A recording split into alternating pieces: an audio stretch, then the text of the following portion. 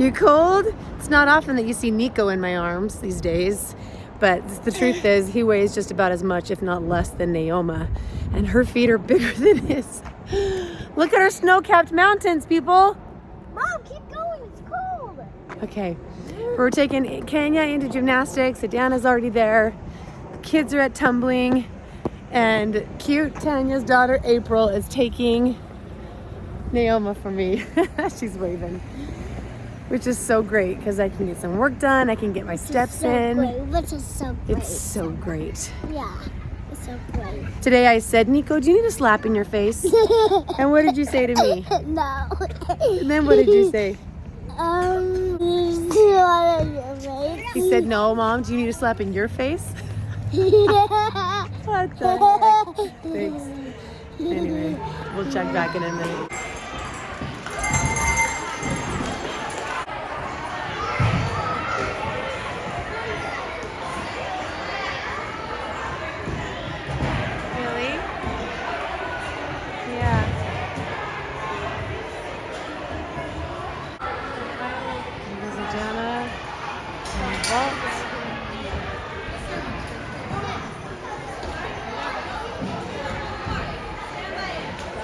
Shoulder wiggle wiggle.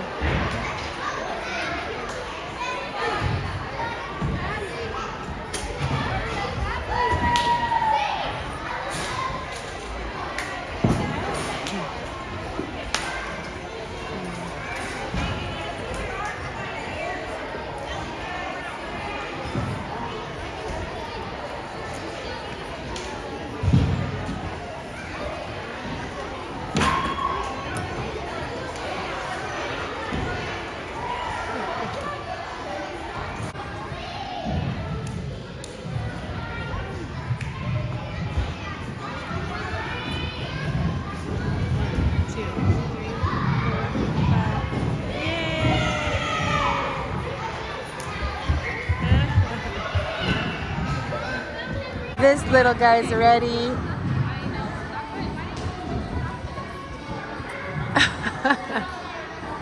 Nico, let me see your backhand, round off back handspring. Nice job! Do it again. Let me see you do it again. Nice job, way to go, Ari. I like your short shorts. Just really quick, ring it.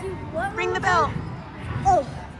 He gets. I Just do it once, like one time. Yay! Okay, good, thanks.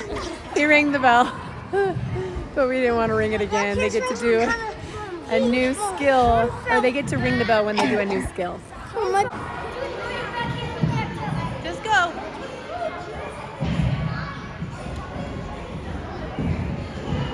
Whoa!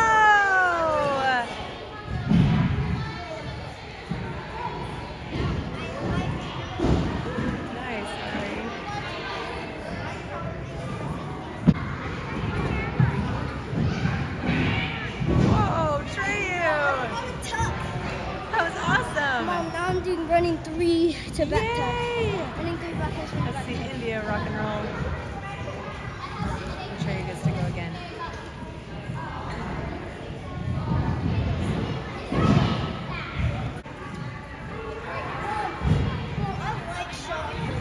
Yeah. Whoa! She like flew.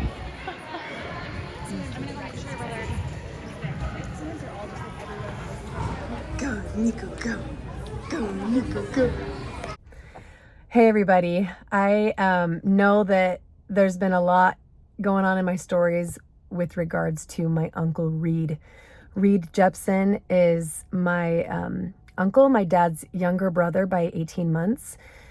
And he is Utah's oldest cold case. He went missing, I think it was 1964, October 11th of 1964. And never was found. And Crime Junkie, which is a massive, like, #1 rated crime podcast in like the world, covered the story. And it's exciting. I don't know that anything will ever come of it because he's been gone for like so many years. But I wanted to let you guys know that I ended up interviewing the detective that was on the case. It's something that is sensitive to my dad, and so I want to be respectful of it. As you heard in the podcast, he was questioned at the age of 16 and felt blamed. And so it's a sensitive topic for him to think back on it. And so I want to make sure that I'm respectful to my dad, but he did give me permission to share what I'm going to share. When I did this interview with the detective, I was able to look through the cold case book, and it is a book about like this thick. It was huge. And he shared the pictures with me. If you heard the podcast, the doctor that was living in the Jepson family neighborhood, in his backyard, there were some black buried bags that the new owner found when they were digging up the backyard to renovate it.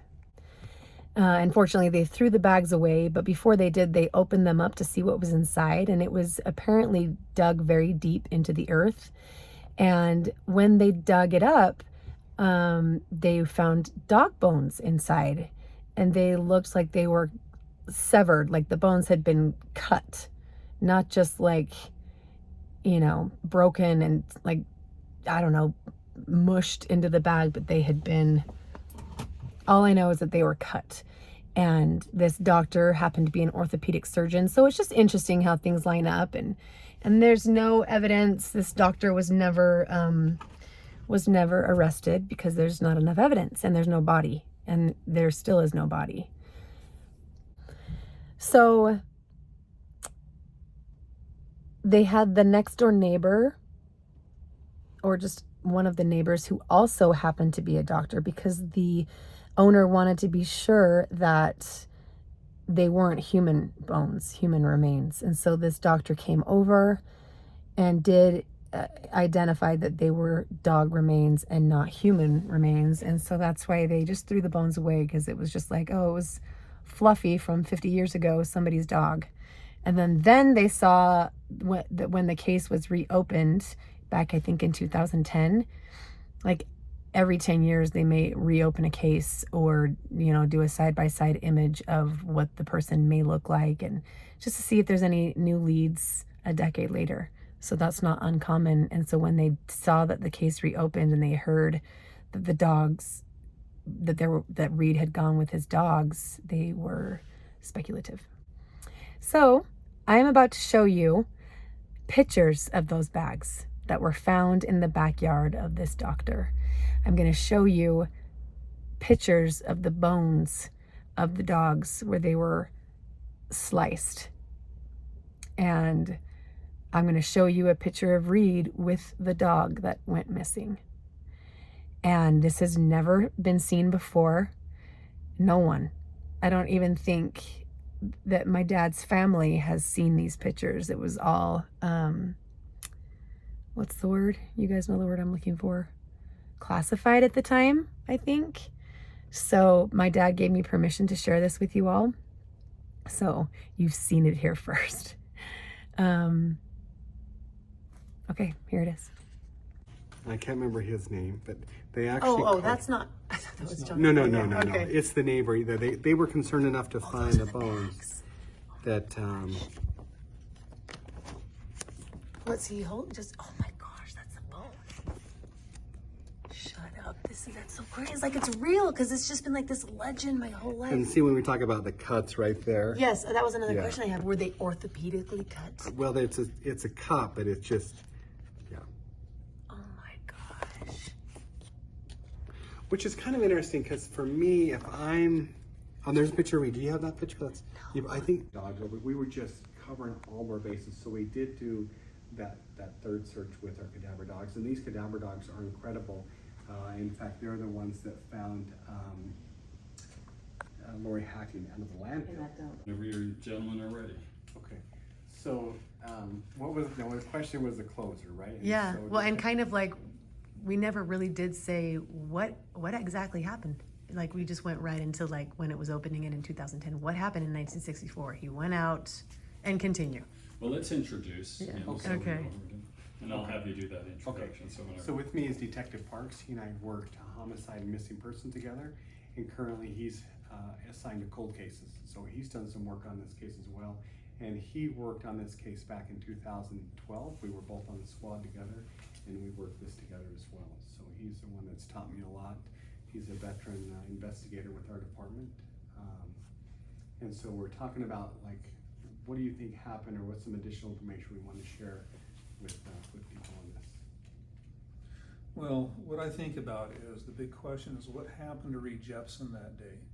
And you have to consider that he went to church that morning, he was with his family, and his family members, his older siblings, I think, that were watching him, they told him that Sunday dinner would be ready in 1 hour, or maybe even as short a time as 45 minutes. And he walked outside to be with his dogs, and he just vanished from the face of the earth. So all we can say for sure is that he walked out of that house expecting to be back within an hour. He ran into a very bad situation from which he never returned.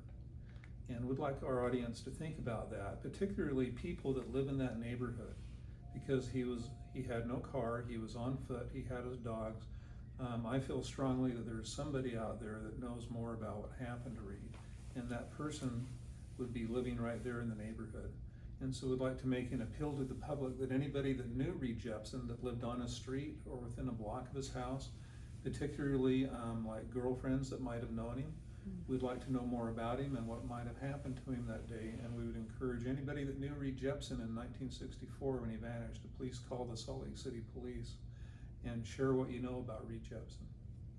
And that's an excellent point, because even the smallest tip can make a difference. Like even something you think that's like, hey, they don't even know this, or it's not a big deal. Like those are the tips that can solve these type of cases time and time again. Yes, we had a case that was solved, and as it turns out, there was an adolescent girl who was a witness, and she came forward, she gave her story, but she was not believed. But if her story was believed and investigated when that happened, we would have solved the case then. And instead, that case languished on for 10 years before we solved Anna Palmer's case.